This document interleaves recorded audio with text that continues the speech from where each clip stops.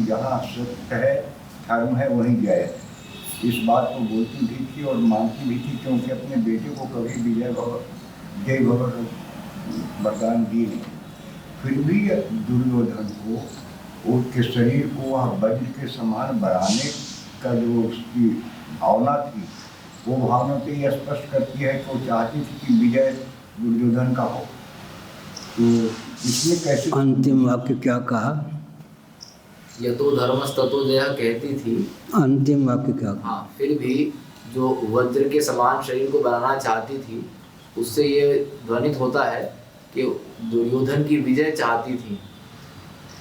तो दोनों में सामंजस्य कैसे होगा? हाँ भाई, वो जानती थी कि श्री कृष्ण जो है वज्रोपम शरीर नहीं होने देंगे, क्योंकि भूभार हरण के लिए ही श्री कृष्ण भगवान का अवतार हुआ है। तो बेटे में राग और सत्य के प्रति अनुराग, गांधारी का 2 स्वरूप है। क्या? पुत्र में राग और सत्य के प्रति अनुराग, और सत्य के प्रति राग और पुत्र में अनुराग। इसलिए जब जब युद्ध भूमि में भी शिविर में गांधारी रहती थी, युद्ध भूमि में जाने के पहले दुर्योधन गांधारी माँ को प्रणाम करते थे। विजयी भव कभी नहीं कहती थी, वो कहती थी यतो धर्मस् ततो जयः, बेटा जहाँ धर्म है वहाँ जय है। मारा गया, शोक तो हुआ पुत्र, लेकिन जब व्यास जी ने कहा तुम तो कहा करती थी यतो धर्मस् ततो जयः, बिल्कुल ठीक है, मैंने कभी वरदान नहीं दिया, आशीर्वाद नहीं दिया।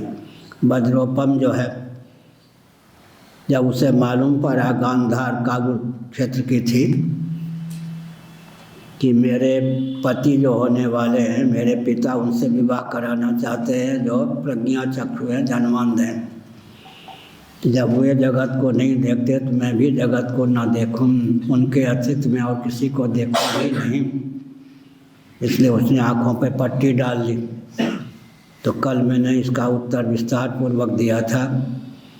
2 प्रक्रिया होती है। प्रभुदत्त ब्रह्मचारी जी महाभाग 12-12 वर्षों तक मौन रहे, अंत में वाक शक्ति उनकी शिथिल हो गई